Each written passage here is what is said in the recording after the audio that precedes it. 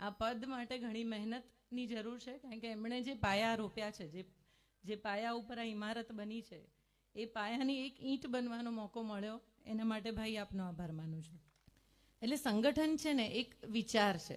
ભાઈએ જો આખું ખોડલધામ ટ્રસ્ટ ઊભું કર્યું, તમે વિચારો કે માની ભક્તિ અને એકતાની શક્તિ, આ સૂત્ર બરાબર ને. ભક્તિથી એકતાની શક્તિ, અને ભક્તિ જ્યાં હોય ને ત્યાં હૃદય ચોખ્ખું હોવું જોઈએ, ત્યાં કોઈ સ્વાર્થ ના હોવો જોઈએ.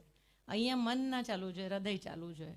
અને એ હૃદય કે મારા નીચેના સૌથી નીચેની વ્યક્તિ સુધી, પરિવાર સુધી, કે જ્યાં આપણી જરૂર છે, ટ્રસ્ટને જરૂર છે, એ ત્યાં સુધી આપણે ના પહોંચીએ ને તો આ સંગઠન કોઈ કામનું નથી.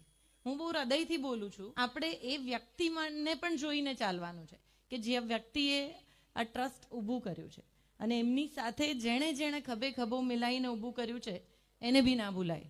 કારણ કે આપણને નથી ખબર કે આપણી એમની આ હિસ્ટ્રીમાં આટલા વર્ષ પછી કદાચ આ હોદ્દો અમને મળ્યો, આ હિસ્ટ્રીમાં કોણે અને કેટલા લોકોએ ક્યાં ટેકો આપ્યો હશે ભાઈને. એ ટેકા માટે બી આપણા દરેકની અંદર એક ગ્રેટિટ્યૂડ બી હોવું જોઈએ.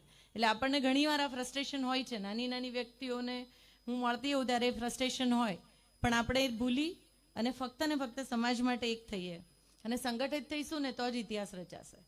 બધા અલગ અલગ હોઈએ, આપણી જોડે શક્તિ છે, આપણી જોડે પૈસા છે, આપણી જોડે શું નથી, પટેલો પાસે શું નથી. પણ જેમ જેનીબેને કીધું ને, આ ભાઈના શબ્દો હતા, જે દેડકાની વાત કરી હતી ને, કે દરેક આપણે એક દેડકાને ભેગા કરી શકાય પણ પટેલોને ભેગા ના કરી શકાય.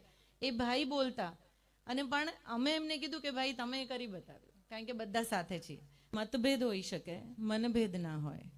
મતભેદ અલાઉડ, ઝઘડો અલાઉડ, બધું અલાઉડ, પણ એક સાથે બેસી અને એને ઉકેલીએ ને એ મનભેદ ના હોવો જોઈએ. અને આપણે તત્વને પકડીએ. આપણું તત્વ શું છે? ભક્તિ.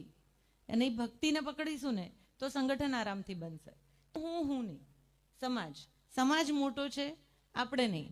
કારણ કે આપણે મોટા ક્યારે થઈશું? જ્યારે આપણો સમાજ મોટો થશે. અને ટેકો આપીએ, ટીકા નહીં. ટીકા અલાઉડ નથી. અને એ ટેકો ભાઈ અમે બધા તમારી સાથે છે, અને આપણે ખૂબ આગળ વધીએ. નાનામાં નાના આપણા પરિવાર જોડે, જ્યાં વિધવા બહેનો બેઠી